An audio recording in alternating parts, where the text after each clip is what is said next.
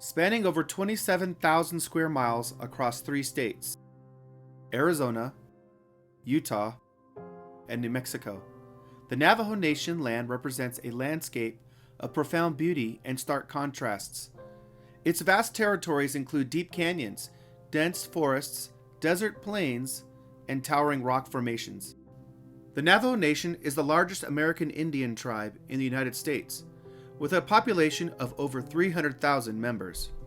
The Navajo people are known for their intricate silverwork, weaving, and sand painting, among other forms of artistic expression that have been passed down through the generations. However, life on the reservation is marked by a mix of achievements and challenges. While the Navajo Nation has made significant strides, many community members face issues like water scarcity, inadequate housing, and limited healthcare access. The economic reality for many living on the reservation is dire.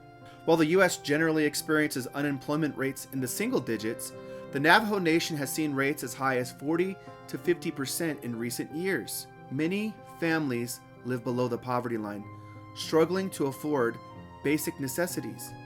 The problems go beyond economic poverty. There is spiritual poverty that prevails here, the sense of hopelessness that many Navajos experience every day. With high rates of substance abuse and suicides, Navajo people need hope. They need the gospel of Jesus Christ. I got saved at the age of 19 when I was serving in the United States Navy overseas in Sicily. It wasn't long before I sensed God working in my life to go to Bible college. That's where I met my wife, April. She was the first Navajo that I ever met. I grew up on the Navajo reservation in a small community where my dad pastored. At the age of 5, I went forward during the invitation, and my dad led me to the Lord. When we got married in July of 2008, we were leaving the reservation, heading back home to California for our honeymoon. And I sensed the burden in my heart for the Navajo people and for serving the Lord here.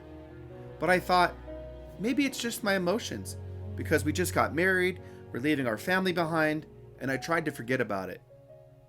But God wouldn't let me forget about it. In 2012, we had a revival meeting at East Mesa Baptist Church, where I was serving as a deacon. Every night during the preaching, I was under conviction to surrender to be a missionary to the Navajo people. But I was stubborn, and I lacked the faith to step out and surrender. On the last night of the revival, I finally surrendered, and it's amazing how God has provided and equipped us to do the work that He's called us to do.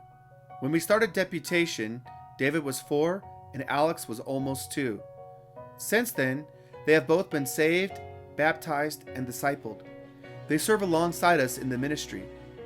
Since we've been on the field, God has blessed us with 3 more children.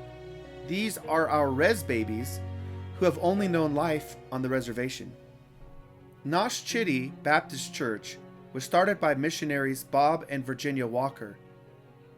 In 1988, my father-in-law, Jerry Begay, became the pastor and served for 30 years before turning the church over to me in 2018.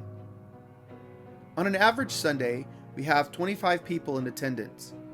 We are a small congregation, but we are actively taking steps to grow numerically and spiritually.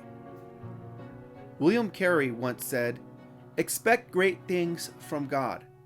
Attempt great things for God." We live in a place that has limited access to many modern conveniences that most Americans enjoy. But there is no limit to what God can do through the power of the gospel. Romans 1:16 says, "For I am not ashamed of the gospel of Christ, for it is the power of God unto salvation to everyone that believeth, to the Jew first, and also to the Greek."